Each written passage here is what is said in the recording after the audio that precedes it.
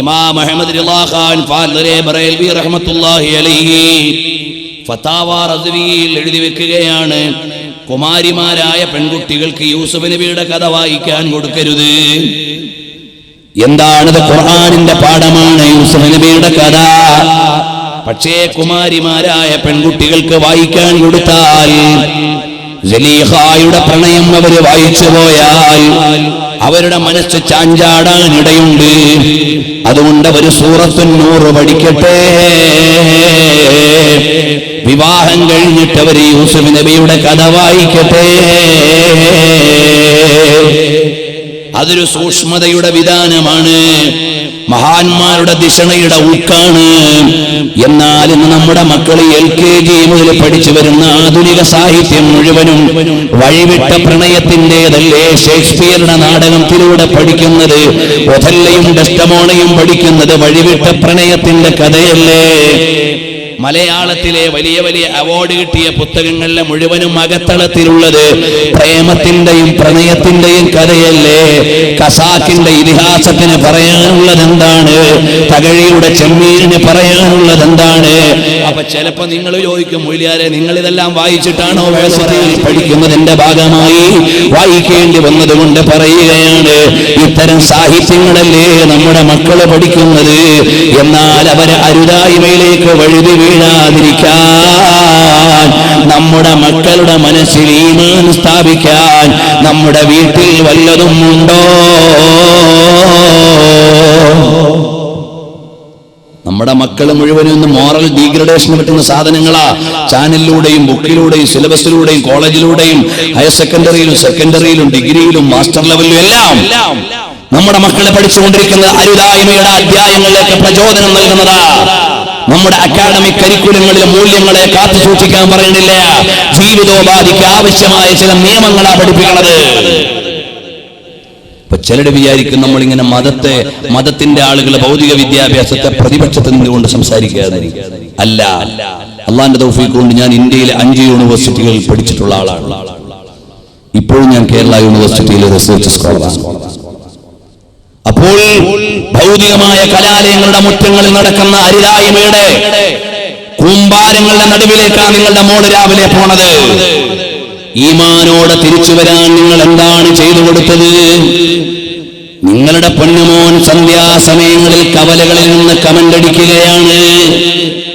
രാവിലെ അതാ കുറെ ചെറുപ്പക്കാര് ബസ് സ്റ്റോപ്പിൽ കാത്തു നിൽക്കുകയാണ്. രാവിലെ ബസ് കയറാൻ വരുന്ന സ്കൂൾ കുട്ടികളെ ഒന്ന് കണ്ട് സമാധാനിക്കാനാണ്. ഇതുപോലെ വില കുറഞ്ഞ വിനോദങ്ങളുടെ ലോകത്തെ സമുദായത്തിന്റെ മക്കളില്ലേ കൂട്ടുകാരാ? ഈ ജീവിതം അങ്ങനെ അമ്മാനമാടി കളയാനുള്ളതല്ല, ഇതിനൊരു ലക്ഷ്യമുണ്ട് മോനെ. ഈ ജീവിതത്തിന് ഉദാത്തമായ ഒരു ഉന്നമുണ്ട്, അഭിമാനകരമായ ഒരു ലക്ഷ്യമുണ്ട്. ഇതെല്ലാം താൽക്കാലികമാണ്, ഇതെല്ലാം നൈമിഷികമാണ്. നാളെ ഇതെല്ലാം വിട്ടെറിഞ്ഞു പോകേണ്ടതാണ്. ഒരു കൊമ്പനും ഒരു വമ്പനും ഒരു മുതലാളിയും ഒരു തമ്പുരാനും ഒരു ഭരണാധികാരിയും ഇവിടെ അവശേഷിച്ചിട്ടില്ല. എല്ലാവരും അവരുടെ ടൈം എത്തിയപ്പോൾ അവരങ്ങ് യാത്രയായി പോയതാണ്. അതുപോലെ ഞാനും നീയും ഇവിടുന്ന് പോകേണ്ടവരാണ്. എന്റെ വീടിന്റെ പണിയൊന്ന് തീർന്നോട്ടെ ഇസ്രായേലേ. നവവധുക്കളും നവവരന്മാരും ലോകത്തോട് വിട പറഞ്ഞു പോയി. അള്ളാഹുവിന്റെ നിശ്ചയിച്ച സമയം അങ്ങ് എത്തിക്കഴിഞ്ഞാൽ, അള്ളാഹു നിശ്ചയിച്ച സമയം അങ്ങെത്തിയാൽ എന്നെയും നിങ്ങളെയും എന്നെ ബാക്കിയാക്കുന്നതല്ല. അതുകൊണ്ട് ഈ താൽക്കാലികമായ ദുനിയാവിന്റെ പളപളപ്പിലും മേനിമിടിപ്പിലും തുടിപ്പിലും ഇടിപ്പിലും ചലനത്തിലും വഞ്ചിക്കപ്പെടാതെ പാരത്രികമായ ലോകത്തിന്റെ വിധാനത്തേക്കല്ലേ മോനെ ചിന്തിക്കേണ്ടത്. അതാ മഹാന്മാരുടെ ആലോചനകൾ മുഴുവനും അവിടെയാണ്. ബഹുമാനപ്പെട്ട സയ്യിദുനാ അബ്ദുല്ലാഹി ഇബ്നു സുബൈർ റളിയല്ലാഹു അൻഹു യാത്രയായില്ലേ? വരട്ടെ, മദ്ഹബിന്റെ ഇമാമുകളിൽ ഒന്നാമനായ മഹാനായ സയ്യിദുനാ ഇമാമുൽ അഅ്ലം അബൂ ഹനീഫ റളിയല്ലാഹു അൻഹു. ആരാണ് അബൂ ഹനീഫ തങ്ങൾ? ആരാണ്? ലോകത്തുള്ള മുഴുവൻ പണ്ഡിതന്മാരും മിൻ ഇയാലി അബീ ഹനീഫ, അബൂ ഹനീഫ റളിയല്ലാഹു അൻഹുവിന്റെ കുടുംബക്കാരാണ്. ശാഫി ഇമാം തങ്ങൾ മാലികി ഇമാം തങ്ങളോട് ചോദിച്ചു, ബഹുമാനപ്പെട്ട അബൂ ഹനീഫ തങ്ങളെ കുറിച്ച് എന്താണ് പറയാനുള്ളത്? ഈ നിൽക്കുന്ന തൂണ് സ്വർണമാണെന്ന് അബൂ ഹനീഫ വാദിച്ചാൽ ഞാൻ ഗണ്ണിക്കാൻ പോവില്ല.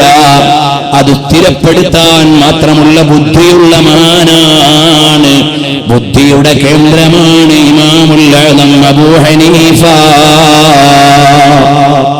സാധുവായ ഞാൻ അബൂ ഹനീഫ തങ്ങളെ കുറിച്ച് കോഴിക്കോട് കടപ്പുറത്ത് സംസാരിച്ച 6 മണിക്കൂർ CD ഉണ്ട്. അതിൽ വിശദമായി ഗ്രന്ഥങ്ങൾ ഉദ്ധരിച്ച് പറഞ്ഞിട്ടുണ്ട്. വരട്ടെ,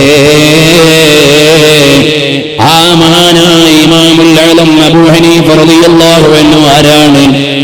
ഗവൺമെന്റ് പറഞ്ഞു അബൂ ഹനീഫ ഇമാം തങ്ങളോട് ജഡ്ജിയാകാൻ. അബൂ ഹനീഫ തങ്ങൾ പറഞ്ഞു എനിക്കാവൂല, കാരണം രാജാക്കന്മാരുടെ ഇംഗിതത്തിനനുസരിച്ച് ഫത്വ കൊടുക്കാൻ എന്നെ കിട്ടൂല. ഞാൻ അല്ലാഹുവിന്റെ ദീനിനനുസരിച്ചല്ലാതെ ഫത്വ കൊടുക്കാൻ പറ്റൂല. രാജാക്കന്മാരുടെ താല്പര്യത്തിനനുസരിച്ച് ഫത്വ ഇറക്കാൻ എന്നെ കിട്ടൂല. അബൂ ഹനീഫ ഇമാം തങ്ങൾ ആരാണ്? കോടിക്കണക്കിന് അനുയായികളുള്ള പണ്ഡിതനാണ്. അബൂ ഹനീഫ തങ്ങളെ ചാട്ടവാറുകൊണ്ട് അടിച്ചില്ലേ?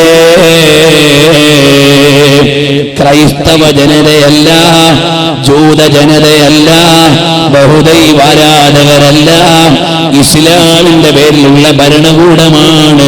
മഹാനായ ഇമാമുൽ അഅ്ലം അബൂ ഹനീഫ റളിയല്ലാഹു അൻഹുവിനെ ചാട്ടവാറുകൊണ്ടടിച്ച് പരവശനാക്കിയിട്ട് ജയിലിന്റെ ഉള്ളിലേക്കങ്ങ് തള്ളി.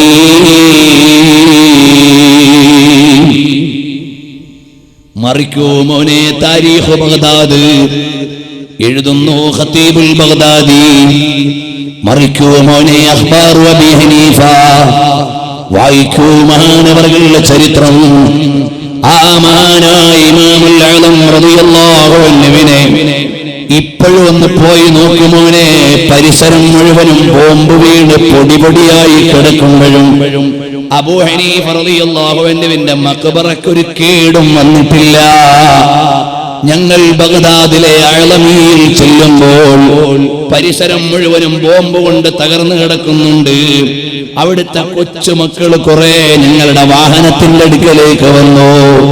ഞങ്ങളുടെ കയ്യിലുള്ള ചില്ലറ കിട്ടാനാണ്, അല്ലെങ്കിൽ കഴിച്ച ഭക്ഷണത്തിന്റെ ബാക്കി കിട്ടാനാണ്. അവര് കൂടെ നടന്നിങ്ങനെ പറയാണ്, അവിടെ ഒരു ഭിത്തിയിൽ ഒരുപാട് ആളുകളുടെ ഫോട്ടോ പതിച്ചിട്ടുണ്ട്. കഴിഞ്ഞ അമേരിക്കൻ ആക്രമണത്തിൽ മരിച്ചുപോയവരുടെ ഫോട്ടോകൾ.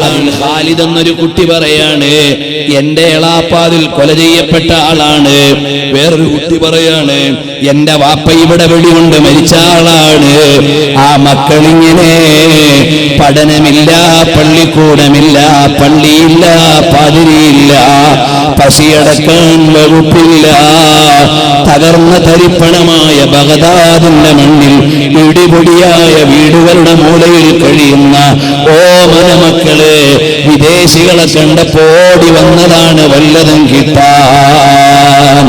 അങ്ങനെയുള്ള ആ നാട്ടിൽ മഹാനായ ഇമാമുൽ അഅ്ലം തങ്ങളുടെ മഖ്ബറ കണ്ടില്ലേ? രാജകീയമായി ഉയർന്നു നിൽക്കുകയാണ്. ഞാൻ അങ്ങോട്ട് വരാം.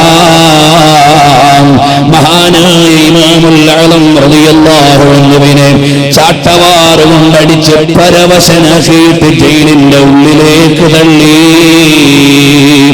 കൊലക്കത്തിയെടുത്ത് മഹാനവറുകളെ ഭീഷണിപ്പെടുത്തി.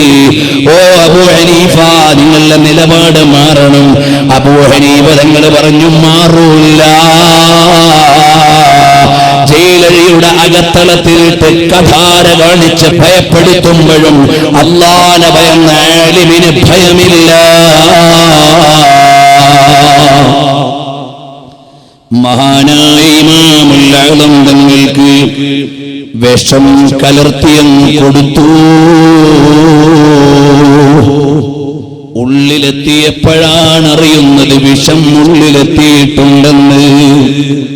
ആരാ മോനെ? ഒരു പള്ളിയിലെ മുലിയാരല്ല, കേവലം ഒരു പള്ളിയിലെ മുക്രിയല്ല, ഒരു മഹലിന്റെ ഖാലിയല്ല, ലോകം മുഴുവനും വിവരം കൊണ്ട് നിറച്ച ഇമാമുൽ ആലം തങ്ങളെ ഈ സമുദായത്തിന്റെ പേരിലുള്ള ധിക്കാരികൾ കാണിച്ച അതിക്രമത്തിന്റെ ചരിത്രമാണ് ഞാൻ വായിക്കുന്നത്.